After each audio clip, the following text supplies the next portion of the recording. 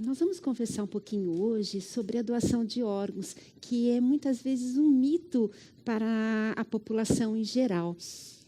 Na realidade, quem pode ser doador?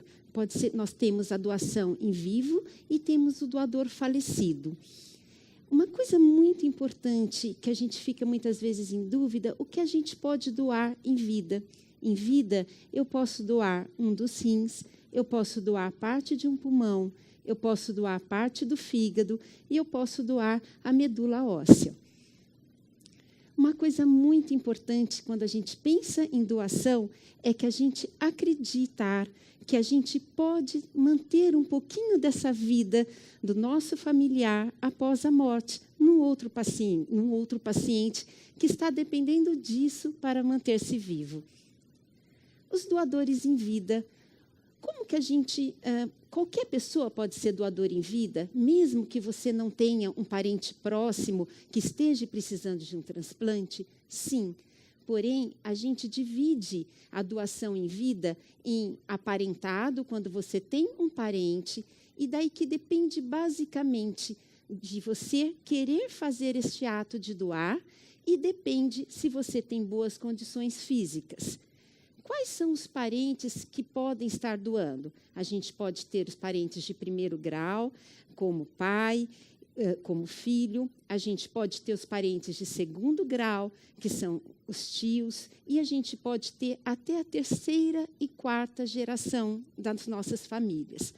Porém, se eu tiver algum conhecido que esteja precisando de um transplante renal e eu queira fazer este ato de doação, se eu for compatível, nestes casos, a gente precisa da liberação judicial. E os órgãos que a gente pode doar após a morte? Uma coisa muito importante que causa dúvida, eu preciso doar todos os meus órgãos? Não. A família pode escolher aqueles órgãos que ela quer doar.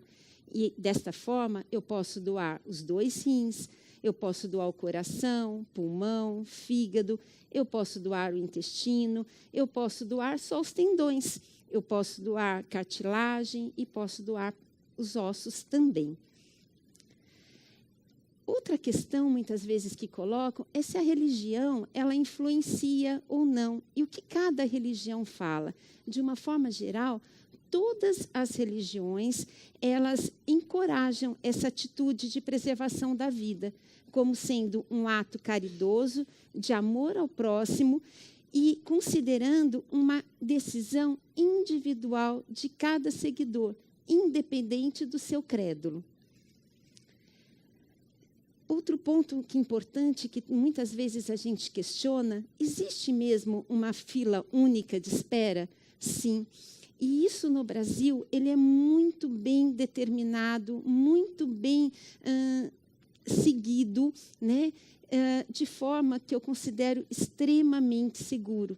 Existe uma decisão do Ministério da Saúde em que você tem todas as diretrizes para cada tipo de órgão.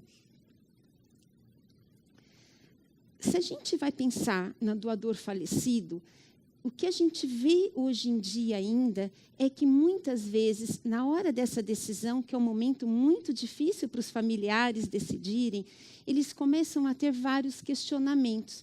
E quais são os questionamentos principais que a gente tem? Primeiro, aquilo que a gente já comentou, se todos os órgãos precisam ser doados. Não, a família decide qual órgão quer doar. Segundo, o corpo do meu parente vai ser entregue igual, né? Ou vai ser transfigurado, ou vai faltar parte? Não falta. O corpo é entregue em perfeitas condições, lógico, com a cicatriz da cirurgia, mas ele não é entregue desfigurado para a família. Outra coisa importante que às vezes eles questionam se vai ter alguma despesa para a família. Isso não existe, nem para a família, nem para o convênio.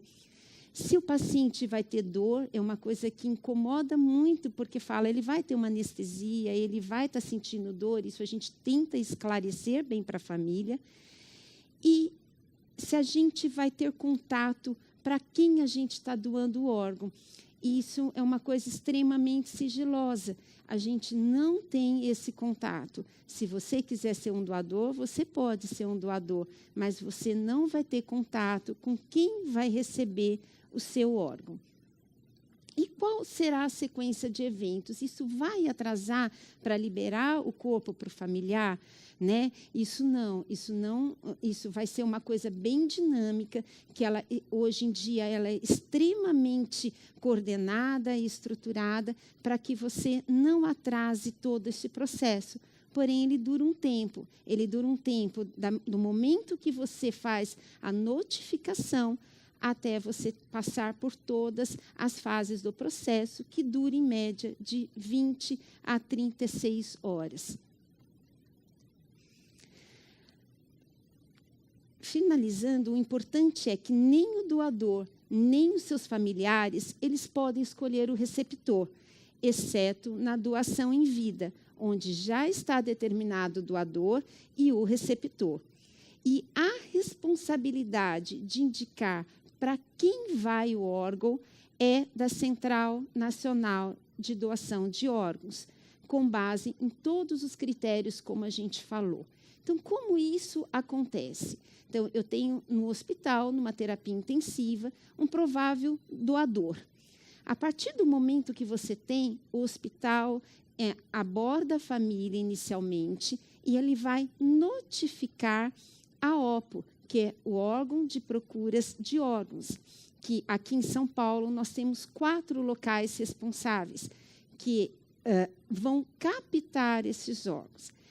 Neste grupo da OPO, elas já têm pessoas que estão habituadas a falar com a família, a explicar para a família como que isso tudo vai acontecer. E uma coisa importante, a maior parte acaba negando. Hoje, em torno de 44% das famílias que são abordadas, elas recusam a doação, mesmo colocando, porque muitas vezes elas não sabem, naquele momento, se o paciente tinha intenção e acaba não querendo participar de todo o processo. Qual que é o tempo útil para a retirada e para o transplante? Para cada órgão tem um tempo. Alguns, eu preciso retirar o órgão antes do paciente ter a parada cardíaca. Outros, eu posso tirar pós-parada cardíaca. Antes da parada cardíaca, obrigatoriamente é o coração, os pulmões, fígado e pâncreas. E, principalmente, coração e pulmão, eu tenho que fazer o transplante até 4 a 6 horas após a retirada. Fígado e pâncreas, de 12 a 24 horas. Rim, eu posso, até 48 horas, realizar o transplante. Já córnea, ossos e pele, eu posso ficar por um período mais prolongado. Pele e ossos, até 5 anos, eu posso guardar este tecido. Um dos dados importantes para 2016 é que o número cada vez mais crescente de pacientes precisando de órgãos. Porém, eu não estou conseguindo, apesar da melhora que a gente teve no último trimestre, aquilo que efetivamente seria o necessário. O necessário para este ano estimado seriam 16 prováveis doadores por milhão. E nós estamos, nesse trimestre, até o trimestre passado, pelos dados da BTO, em 14 por milhão. Então, tem um passo ainda grande que a gente deve tentar conseguir este ano. Quantos pacientes estão na fila? Nós temos hoje, aqui no Brasil, 33 mil pacientes na fila. Destes pacientes, nós temos para rim, aguardando um rim, 19.700 pacientes, sendo 10 mil pacientes em São Paulo. Para o fígado, 1.350, coração, 223 pacientes, pulmão, 171, pâncreas, 511 e córnea, 11 mil pacientes aguardando. Finalizando, gente, o que eu gostaria de deixar muito claro, que para a gente aumentar esse número de doadores, nós precisamos de 2 passos muito simples, que podem salvar uma vida. O primeiro passo é a gente querer ser um doador.